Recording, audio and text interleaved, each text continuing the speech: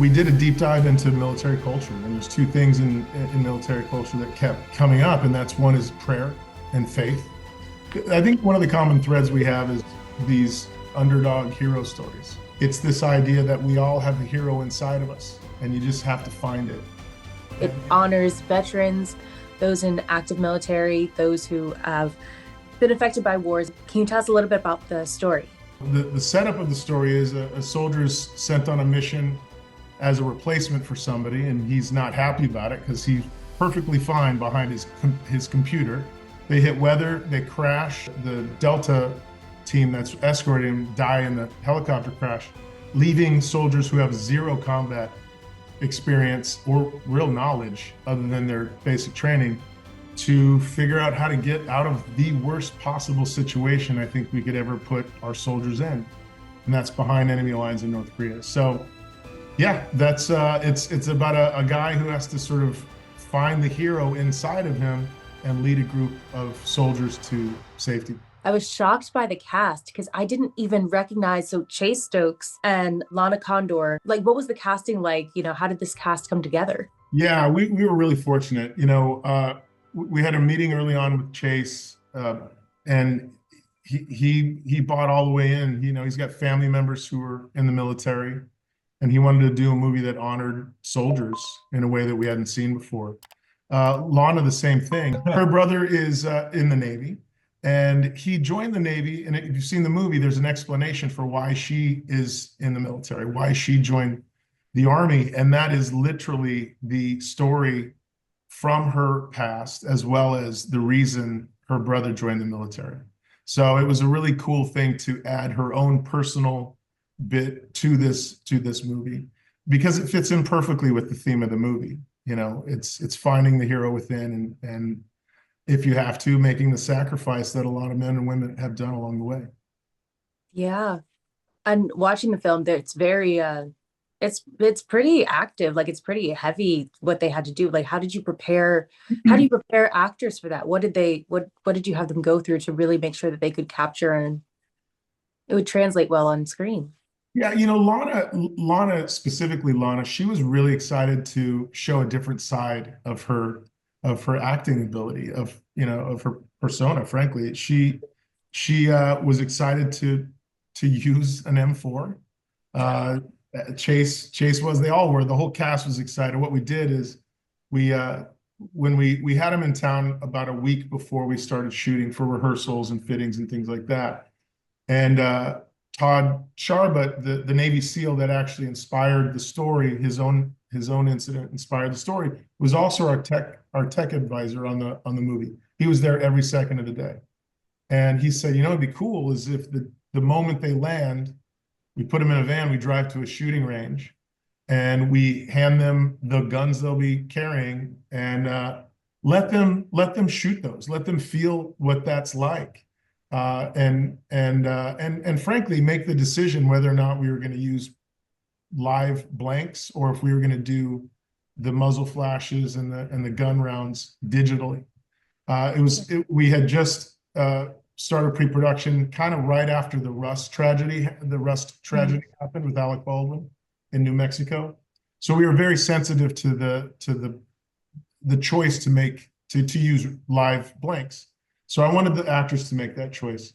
And they unanimously decided that they felt comfortable with the team, they felt safe, and most importantly for their performance, they felt like they were going to get some energy from actually using those weapons the way they're supposed to be used. So yeah, it was a cool experience working with all of the incredible crew in Canada, and I was lucky to have great producers at my side the whole time.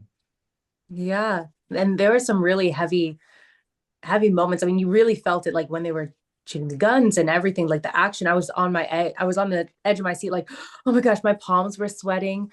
And then of course there were some really heavy moments, like I said. Was there a singular moment or multiple moments where you just, the whole set felt it?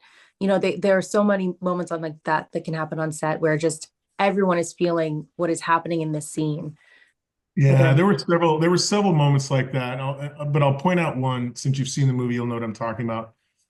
In the center of the movie, there's a scene in a barn outside of a North Korean farmhouse. And a lot is going on in that scene, right? It's a standoff with the North Korean farmer, with our soldiers who, again, are not skilled and have no idea how to handle this situation. They're kind of working through it in real time. At the same time, one of the other soldiers who they've been carrying because he's injured is going into a seizure. He's dying. And Lana, our character Selby, she has as a medic, she's there working on him, trying to keep him alive while this standoff is happening. That we shot that scene in 2 days. There was a lot to cover, and this group of actors, they kept it at 100% the whole time, whether the camera was on them or not. These folks gave it their all, and I got to tell you, we got done with those 2 days. I think everybody needed a break because it was so emotionally exhausting to keep it at that level the whole time. And then I would say the same for the scene in the farmhouse with the North Korean family and everything that goes along with that emotional scene was emotionally challenging for the whole team. Wow. Yeah, I can imagine just watching it. I felt it. Um, Now, this isn't the only project you guys have lined up. You guys have multiple projects that you're working on. Would you be able to talk about those? Sure. We're making a TV series based on a film that we made called A Week Away. It's on Netflix. We made that a few years ago. We're excited about that. We make that this spring. And we're in post-production on a project called Testament, which is a TV series we're doing with Angel Studios. That's kind of a reimagining as if the Book of Acts happened today. Really interesting take on that story and what that would look like, and so we're excited about that as well. Yeah, we try to stay as busy as we can with projects we believe in. I want to add, we also have a project that's in production. It's an animated film called Tangles, and we have an amazing cast: Seth Rogen, Julie Louis-Dreyfus, Bryan Cranston, Abby Jacobson, Wanda Sykes, Bowen Yang. I mean, the cast is really incredible on this film, and it's a dark comedy about Alzheimer's, and it Oh, takes a really beautiful look at what happens to a family when they all have to pull together to deal with something like Alzheimer's. And a lot of people have been affected or are affected by Alzheimer's. And we're really proud of this, where this movie is and how it's turning out. So we're excited to share it with you guys. well, that's such a wide range that the projects that you guys work on. Is there a common, how do you choose which ones you want to work on? Like, are there other elements that you have to have in every project or? Yeah, there's two criteria, I think, at the end of the day. We decided this early on as a company. We've been together for 5 years now. The first thing is, it's a business, right? So is there an audience for this? Do we think it's going to work? You got to ask that question. Anybody who pretends like they don't they're not in business for very long, or they're lying, I would say. So that's absolutely there. I mean, you never know, by the way, but that's certainly something you consider. But the second question is equally important, quite frankly, maybe for us more important, and that's, does this project have a why? What is the reason that we believe it needs to exist? And not to sound cheesy or cliche, but is the audience going to be better when they're done watching this film than when they started it? Are they going to be challenged in a way that we think is inspiring or positive? And if we can answer that question, then we're willing to spend the time, energy, effort, resources, all the things to bring it to life. Because frankly, the idea that, oh, this could work and could make money is not going to be enough on the dark days when it's very difficult to make a movie. That's not going to be enough to motivate you and push you through that day. But if you know in your bones and in your soul, quite frankly, why you're making this project, why you feel like it needs to exist, and that it ultimately is going to make the world a better place, that's enough on those tough times to move you through it. So if anything, that's the common thing. We believe in these stories. We believe in the messages of these stories, such that we want them to be told. And every time we go to tell them, we hope to make them as authentically as possible, as entertaining as possible, and as impactfully, I don't know if that's a word, but we're going to use it, as impactfully as possible. What is the why for each of these ones that you've talked about, for Valiant One, for Testament, for 1 Week Away? Yeah, I would say for Valiant One, I think one of the common threads we have is these underdog hero stories, right? I mean, it applies to A Week Away as well. But also, I think fish out of water stories are intriguing and exciting for us to tell as well, because those two things are pretty relatable, I think, for most people. On Valiant One specifically, though, I think it's this idea that we all have a hero inside of us, and you just have to find it. And in this situation, it's obviously extreme. He has to find it or they die. So yeah, that's the journey our main character on Valiant One goes through. And I think, I mean, you could speak to Kevin and or Will, I should say, on A Week Away, and Journey to Bethlehem is no different. Yeah, the honestly, just to stay on Valiant One, the first time Steve told me this story, the first time I read the script, the first time we were on set seeing it come to life, and then even now, as I've seen the movie, who knows how many times at this point, but every time I interact with this story, for me, I'm challenged, right? I'm challenged with the question that Brockman is faced with early in the film. Can I do it? Could I do it if it were me? Do I have what it takes to step up and lead? And quite frankly, but to be self-sacrificial in a way that Brockman ultimately ends up being. Can I be that sort of human that would be willing to lay down my life for somebody else? That's what I'm inspired with. And for me, that was the heartbeat and is the heartbeat in that movie, and the reason we wanted to tell it. I think, like, for A Week Away, this idea that you are good enough, right? The idea that you as a human are inherently valuable and worthy and deserving of love, and that you have a place to belong. That's the truth, frankly, that Will in that film had to wrestle with and come to grips with. He started out thinking he wasn't worthy of it, and by the end said, maybe I do have a place. Maybe there is a place for me to be and exist.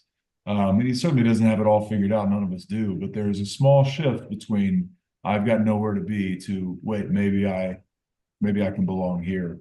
That is a huge jump for Will internally. And quite frankly, the reluctant hero story, truthfully, is never more clear and drastic, if you will, than the story of Mary, who's like, which is our Journey to Bethlehem story, right? Like, I do not deserve this job. Who am I to do this?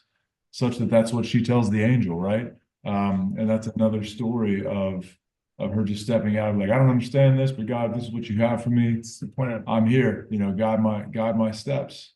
So if you're looking for it, you can see a pretty common theme, to your point, Steve, with the films that we get excited to make. They're couched very differently, and that's obviously intentional as well. But we believe that they're all important messages and meaningful themes that are worth wrestling with. Yeah, I want to add to that. When we got into working on Valiant One, it took some time.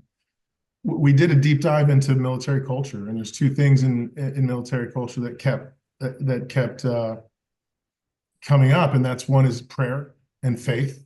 It's a big part of military culture, and the way they communicate.